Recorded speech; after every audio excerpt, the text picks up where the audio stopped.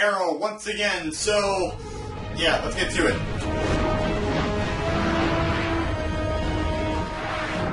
What's up guys, we're back again with another weekly review of Arrow on the channel today and stuff. Yes, today we're reviewing Arrow Season 7, Episode 3, Crossing Lines. Also, I pushed the camera back a little bit more, that space, like, you know, put the tripod there now, so I'm gonna, like, test it to see if I like having it a bit farther back or a bit more closer now, but, you know, that's probably not important, you guys don't care about that, whatever.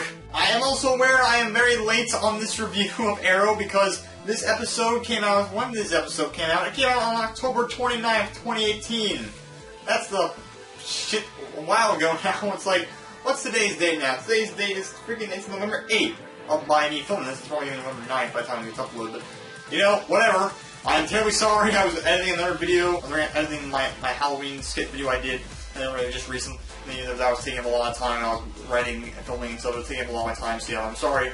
But anyways, yeah, let's get to the actual review, shall we? I'm going to try a different format for this review, which I tried doing Walking Dead also when I did it in my episode 4 review of that season.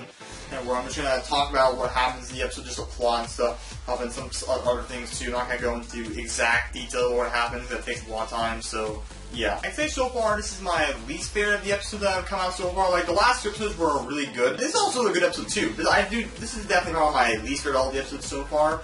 And also, a quick thing, I actually kind of changed my mind about the episode 1 of Arrow. My thoughts changed for that episode now. My thoughts actually now, episode 1 of Arrow Season 7 is actually now a 9 out of 10 that I have to look back on and like actually it's a really good episode, so yeah.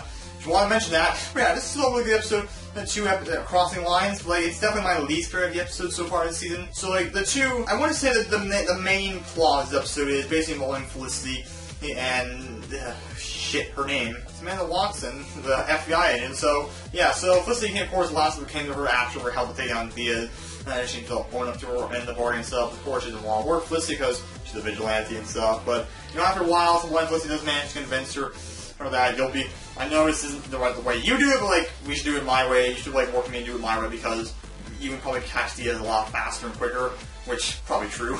Because the FBI has been doing nothing, they have not had any luck at all. And with some help from Dinah and Renee, they do go undercover at this kind of like security place where Ricardo Diaz and like the longbow hunters break into to steal some information and so I forget what they were exactly stealing. Like I said, this episode came out like a while ago actually now, so I'm kind of forgetting what exactly was happening. But they were stealing something from this like information place, and their plan was to like trap them in the room. They went into this room to grab the stealing information from the computers. Their plan was to lock him in there and stuff so that they can't escape. And of course, it backfires completely on them and fails, and they escape. In the process of all that happening, Agent Watson's boss finds out that she was enlisting herself with Felicity and Dinah and Renee. And so, like, doesn't like that. She was using like these other tactics with like the vigilante type tactics, almost to take down, or try and take down Diaz. Like, he didn't improve that, so they kind of like doesn't fire her, but kind of like kicks her ass. Starts saying, "We're re-signing back to the watch thing. Get out of here." They do kind of make peace on. Her and Felicity do kind of make peace. A little bit fortunately, like, she does talk with us a little bit fortunately, but they do kind of make peace. Like, she says, it was something like along the lines, like, she said, like, that probably actually was the right thing to do, to, like, to work with you in your way to try and catch Diaz and stuff. And you're actually a pretty good person also, stuff like that. And Felicity says, I'm not going to kind of miss you and stuff, so that's nice. Honestly, I'm not sure how many people are going to really care if she's gone now. I don't really care much. I don't hate Watson, but, like, she wasn't, like, such an interesting character. Like I said, she was a dick last season. You know, she just wasn't really the most interesting. I don't hate her other characters on the show. I've hated more. Like, you know, she just wasn't the most interesting character, so it's not a big loss seeing her go.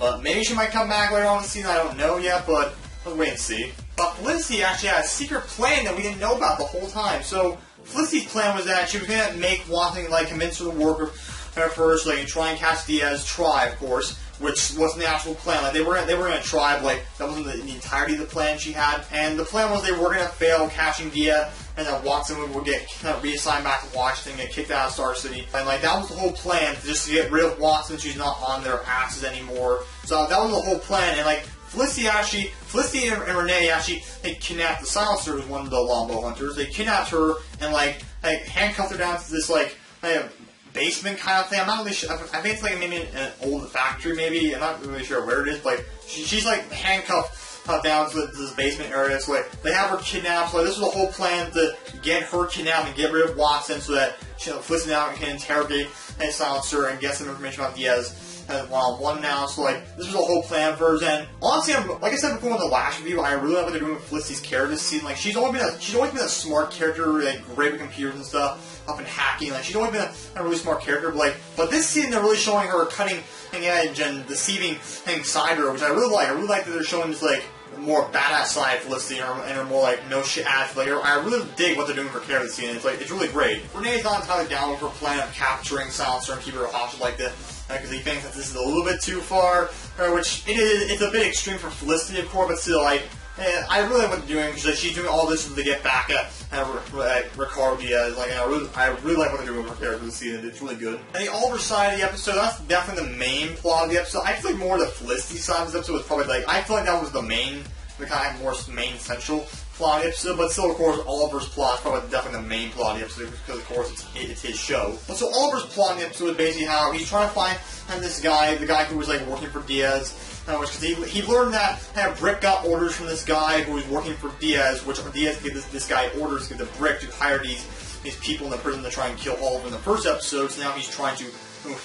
he got in good with Brick, sort of, when he got rid of the guard, but, like, he didn't. That's not the way he only got fired and stuff, but that's not what they wanted him to do. So he's trying to get into a Brick to find out where this guy is. It's not really working. It's not like the prison guy goes into this kind of like power outage sort of thing. Not like power, like a whole everyone's cells open up, every prisoner's free, and Oliver and crap, what's his buddy's name again? Stanley. Oliver and Stanley go get out of their cell, and they go to find the prison cell that they were told this mysterious person that is working for Diaz was supposed to be. They get there and find Ron's Tiger Hound ambushes them, and they found out that Brick tells them that you really think Brick would tell you the truth and stuff. And he fights him and stuff, but then Oliver wins, and like he tells him what's happening, so he tells him that Brick's putting on a show. And we find out that actually Brick's been kind of running this kind of like, I don't know, underground kind of fight club kind of thing. Like, it's a really cool scene, because like, he gets he gets Bronze to take Oliver and Stanley to the fight, and Oliver gets into a fight with Derek Sampson, and he comes on top once again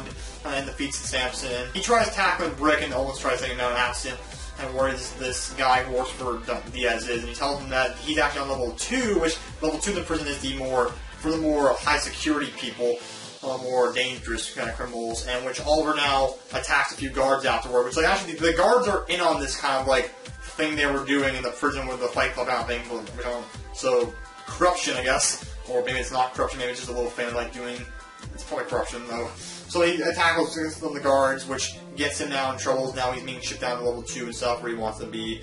And so that's his part of the episode. Now he's going to be down to level 2. Let's try and find this guy working for Diaz. So, yeah, I think I was going a bit too into detail about that part of the episode, but I'm sure it's fine. It was really cool. It was really cool seeing Oliver have another fight against Derek Sampson. Of course, Derek Sampson, his actor, Cody Rhodes, is a former wrestler. I think he's still wrestling. Maybe he's not anymore. I don't know. But he is a wrestler. And like Stephen Amell's also done wrestling with his actor before, so like they're both trained in that. So like their fight team was like really well done and stuff. It was really cool. And Bronze Tiger, actually was some nice interaction between Oliver and Bronze Tiger, because Bronze Tiger, his character in the comics, he's not really a bad guy. He's sort of like an anti-hero kind of thing. Like he's a murderer, but he kills people for the right reason. He's like bad people and stuff. But like, of course, he's always getting kind of like put on the wrong end. Like he's always looked at as a bad guy and stuff. But, like, of course, he was a member of the Suicide Squad earlier on in the show when they were going to do the Suicide Squad. But now he's no longer a member of the Suicide Squad. They took the bomb out of his head a while ago. So there's that. Like, he talks to Oliver about how he tells Oliver how a while ago back during when they were doing the Suicide Squad stuff, he actually saved Diggle one time during during season 2. I forget exactly what it was, but he told him he saved Diggle.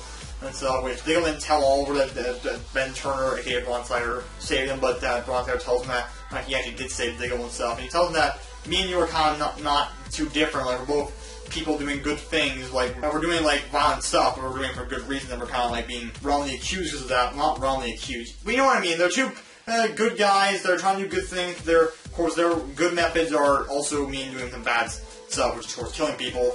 And they're getting put in prison for just doing good deeds and stuff, which they don't really elaborate more on that, really. So I'm not really sure where they're going to, because I'm not really sure if we're going to see Bronze Tiger like after the episode. So I'm not really sure if we're going to see him or Brick or Cody Rhodes, not Derek Sampson. God damn it! I'm not sure if we're seeing them after this episode. So because Oliver's going to be in like level 2 now, and like they're all on level 1, so I'm not really sure we're going to see them again, but who really knows. It was kind of interesting seeing how they're like kind of setting up like the Bronze Tiger is not really a bad guy thing. So yeah, that was cool. There was another thing in the episode about Diggle and Lila and Curtis going on this mission, this undercover mission for Argus to try and retrieve some information and stuff. And like that was like I don't think it was really that important. It kind of develops more about like showed more about Diggle and Lila's relationship. So, like basically during this like kind of undercover mission, and Diggle finds out Lila's been like kind of lying to him, see her. Need that because like their plan involved in having to steal some information off the computer. Curse had to hack that computer and get the information off it. But then we learned that Lila actually secretly downloaded a copy file of it onto a flash drive to give it off to someone else. And like, which is the person she gave it off to like a bad person, I think it was like some kind of bad guy. And like he was kind of upset she didn't tell him this. And like she tells him that Director Argus, I need to do kind of like these more shady things to try and get information out of stuff for reasons. They do forgive each other before the episode ends, and so yeah, it was pretty interesting. I'm like it was definitely my least interesting part of the episode. It was nice seeing Lila again. It's always nice seeing Lila. She's a great character. But it was my least favorite part of the episode. That side plot, like it wasn't bad, just like my least favorite part of the episode, probably that. But who knows? Maybe they might explore more of that of Lila doing some more shady stuff and not telling Diggle about some stuff. Maybe in later episodes. Who knows? But yeah, overall, I might give this episode an 8.1, 8.2. I'll give it an 8.2 out of 10. It's good. I don't think it's on par as like the last. It's still a good episode, but it's definitely my least favorite of the episodes I've seen so far. Those are my thoughts. Tell me in the comment section down below. What did you think of this episode? And if you watch Arrow and stuff, blah blah. You know what I mean. I say this crap all the time at the end of every review and stuff. I'm hoping this review is short. If it's not, I'll try next time. I still have to do my Arrow Season 4 episode. Not Season 4. My Arrow Season 7 episode 4 review.